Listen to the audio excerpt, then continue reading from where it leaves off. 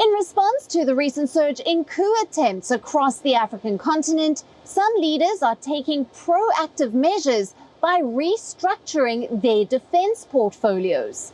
President Paul Biya of Cameroon implemented significant changes within the country's Ministry of Defense.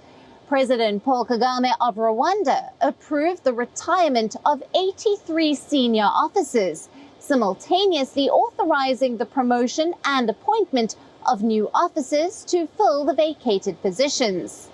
These reshufflements have taken place after the Gabon coup, reflecting the heightened concerns among African leaders about political stability and security in the region. He staged a coup and within days was sworn in as transitional president of the latest African nation to join the list of coups, Gabon. Je m'engage solennellement. I solemnly undertake to spare no effort to ensure that at the end of this transition, our country, Gabon, has strong, democratic and credible institutions. D'institutions fortes, démocratiques et crédibles. Brice Oligui Nguema toppled Gabon's 55-year-old ruling dynasty, the Bongo family, just moments after Ali Bongo was proclaimed victor in presidential elections.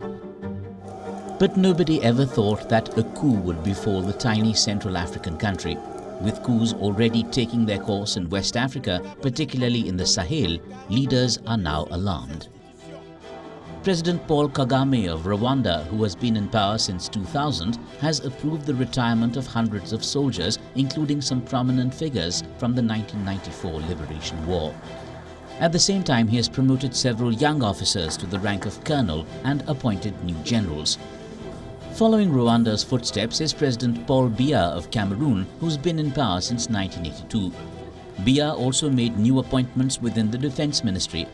The announcement was made without specifying any reason. 90-year-old Biya has faced health issues and has not shown any intention of stepping down or grooming a successor.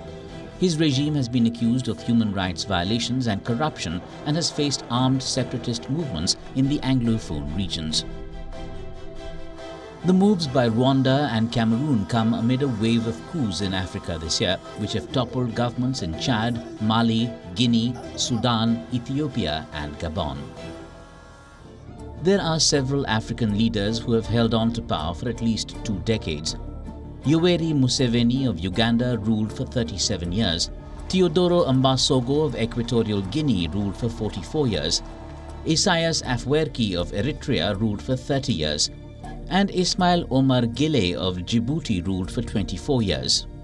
Across the coup belt states, citizens have jubilantly trooped out in large numbers to welcome the putschists. The perception of widespread and worsening corruption is particularly corrosive, leaving people increasingly dissatisfied with political systems. And although citizens find myriad ways to voice their concerns, they feel that their governments are not listening. One hopes that the coup fever fizzles away soon. Bureau Report, WION World is One.